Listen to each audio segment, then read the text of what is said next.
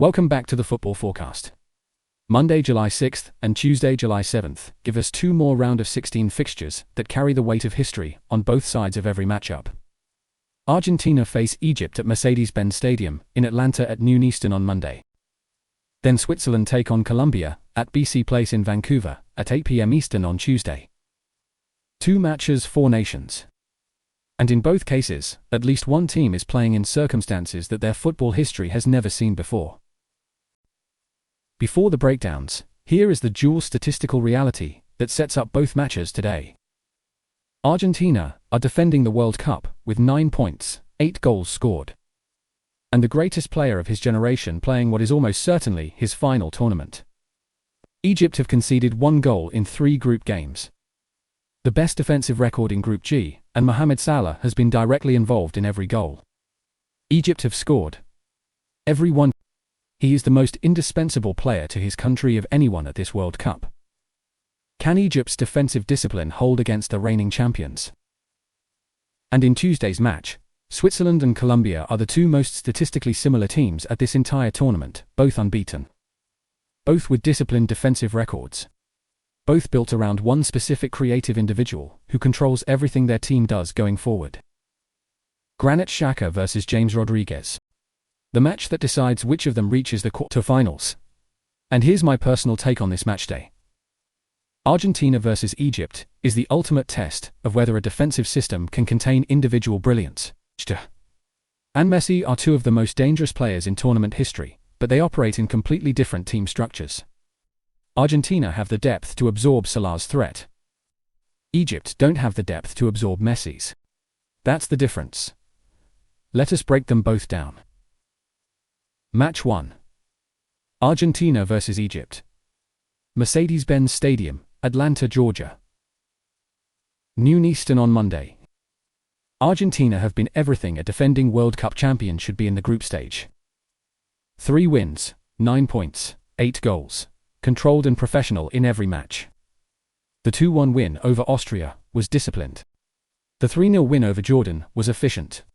The 3-1 win over Algeria was the kind of performance that reminded the entire tournament. Argentina are not just defending champions by historical accident. They are defending champions because they are the most complete squad in world football right now. Lionel Messi with 2 goals is the tournament's creative heartbeat, as always. Lautaro Martínez, with 2 goals of his own, is the striker who finishes what Messi creates. And the combination of those two players represents the most dangerous attacking partnership remaining in the knockout bracket. On team news for Argentina, Lionel Scaloni arrives at Mercedes-Benz Stadium with a fully available, fully fit squad. He has managed rotation through the group stage with the careful intelligence of a coach who knows that every additional competitive minute is a physical cost that compounds through a long tournament. Alexis Mac Allister provides the creative energy and technical quality from midfield. His chemistry with Messi and Enzo Fernandez has been one of the tournament's most effective midfield combinations. Rodrigo De Paul covers ground and wins balls in midfield at a rate that few players at this tournament match. Enzo Fernandez adds the creative ball-carrying dimension from deep. Cristian Romero anchors the defensive structure with the physical authority and aggressive positioning that has defined Argentina's group stage defensive performances. Emiliano Martínez in goal remains one of the most reliable shot stoppers in knockout football. His record in penalty shootouts across multiple major tournaments adds a layer of psychological security that no other goalkeeper in this tournament can match. What's notable about Scaloni's squad management is his willingness to move on from the 2022 generation. Di Maria and Otamendi are no longer in this squad. He's built a younger, more athletic team around Messi. That freshness is exactly what you need to survive a long tournament. Egypt. The data around their group stage is genuinely impressive in the context of what they have achieved against the level of opposition they faced. They beat Iran 2-1 in their opener. They held Belgium with Kevin De Bruyne, Romelu Lukaku, and the full creative arsenal of Europe's third-ranked nation to a goalless draw. They then beat New Zealand 1-0 to confirm qualification. 1 goal conceded across 90 plus 90 plus 90 minutes. Their defensive structure is built on Ahmed Hegazi's physicality at centre-back, Mohamed Elneny's midfield discipline and coverage of central spaces, and Maboud Trezeguet's ability to track back and contribute defensively from wide positions. This is a team that does not give up goals easily, and they defend their penalty area with the organized intensity of a group that knows their best chance of advancing is keeping the opponent's goal tally at 0 for as long as possible. And then, there is Salah. Mohamed Salah has been directly involved in every Egyptian goal at this tournament. Scored or assisted. He is operating with the creative authority that his best Liverpool form produces, receiving wide, driving inside, creating from positions that force defensive decisions nobody has a clean answer to. His movement without the ball is the element that makes him most dangerous. He appears in positions that Egypt's opponents have not tracked, and by the time the defensive adjustment is made, the ball is already arriving. Omar Marmoush, the Manchester City forward, provides the attacking support alongside Salah. His pace and movement create the space that Salah exploits. Mostafa Mohamed provides the physical focal point up front that allows Salah to operate from wider positions rather than having to be Egypt's centre forward. That combination Salah wide, Marmoush and Mohamed central gives Egypt an attacking shape that is more tactically varied than their group stage goal tally of 3 suggests. This is the first ever meeting between Argentina and Egypt in international football. There is no head-to-head data, no psychological history, no specific tactical blueprint built from previous encounters. Everything is based purely on what these teams have shown at this tournament. The tactical question is whether Egypt's low defensive block can contain Messi in the same way they contained De Bruyne against Belgium. De Bruyne and Messi operate from similar positions and generate similar kinds of problems they receive between the lines. They turn, they play through, or they shoot from distance. But Messi's ability to find spaces that should not exist and then play the pass that creates the chance rather than necessarily taking it himself adds an unpredictability dimension that makes him harder to plan for than any other creative player. Argentina's system creates movement around Messi Martinez, making runs in behind Mac Allister, arriving from deep, that forces Egypt's defensive block to make multiple simultaneous tracking decisions. Romero and the Argentine defensive structure will face Salah, going the other direction. And that is the individual match within the match that will produce at least one genuinely dangerous moment. I want to highlight something about Egypt that the stats don't fully capture. They have nothing to lose. Every pundit has written them off. That freedom from expectation is dangerous in knockout football. Teams that play without fear often produce their best performances. And Argentina, carrying the weight of being the defending champions, are vulnerable to exactly that kind of opponent. Our assessment. Argentina's quality at every position is too much for Egypt to contain for 90 consecutive minutes. Egypt will defend well for the first hour, and Salah will create one genuine chance. But Messi's involvement in the decisive attacking moment, whether he scores or creates, will be the difference between a match that is controlled and one that is uncomfortable. Argentina 2-0, or 2-1, Messi creates the breakthrough. Martinez finishes at least once. And Egypt scored through a Salah-created moment, if the match enters its final quarter, with Argentina still only 1 ahead. Now let us move to match 2. Switzerland versus Colombia. BC Place, Vancouver. Tuesday, July 7th, 8 p.m. Eastern. This is the most statistically even match in the round of 16. Both teams are unbeaten. Both topped their groups. Switzerland conceded 2 goals in 3 group games. Colombia conceded 1. Both squads are physically fresh and tactically organized. And both are built around one creative individual whose performance level determines everything about how their team attacks. The match is Granit Xhaka versus James Rodriguez, the 2 captains. The 2 midfield architects. The 2 players whose involvement in their team's goals defines whether their nation advances. On team news for Switzerland. Murat Yakin arrives at BC Place with a fully available squad and no injury concerns. Granit Xhaka, as captain, is the reference point for Switzerland's entire build-up structure.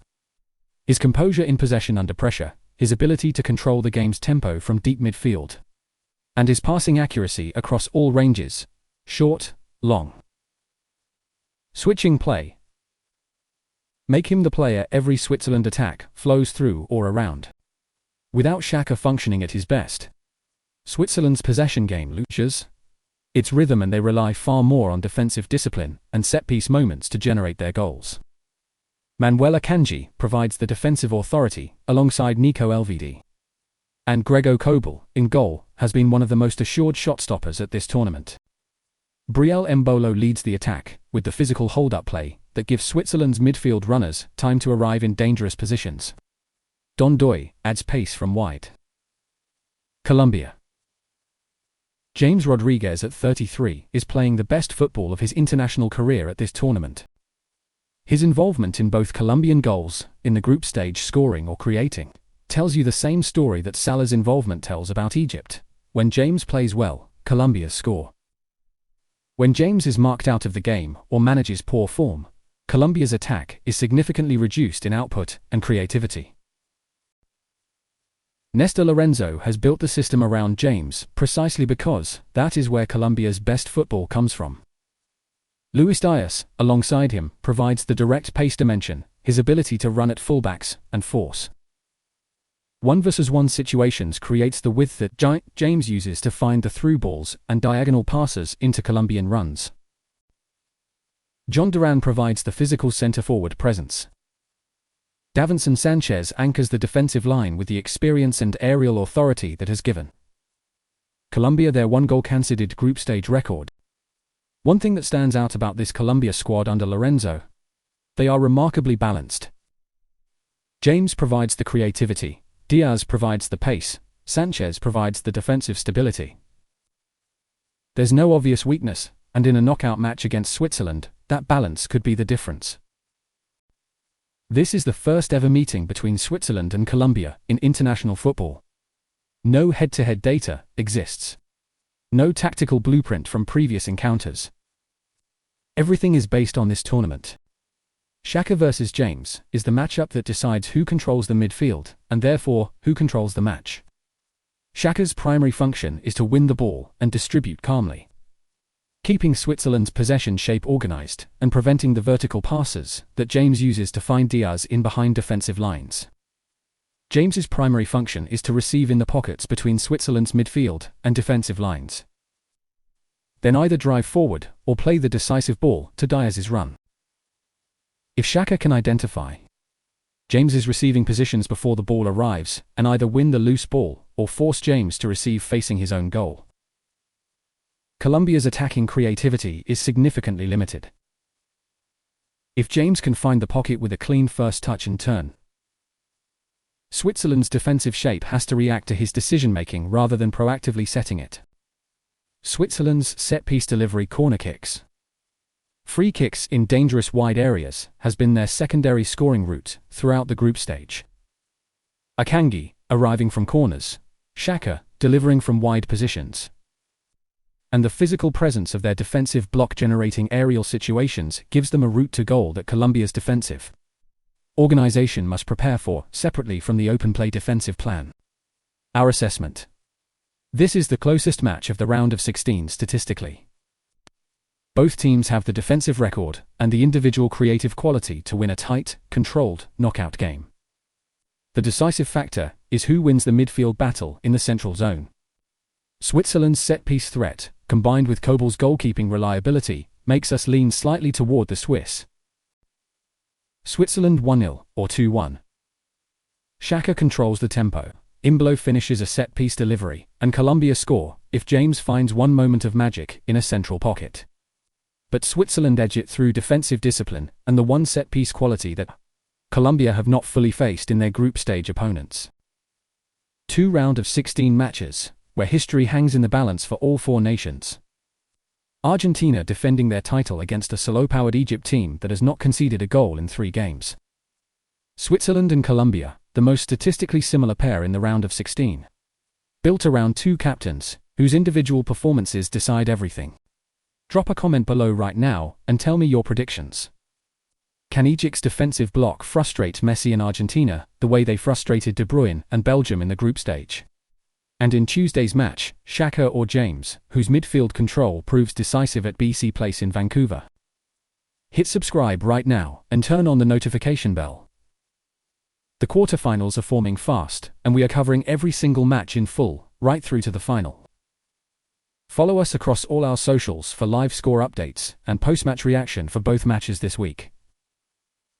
This is the Football Forecast. See you in the next one.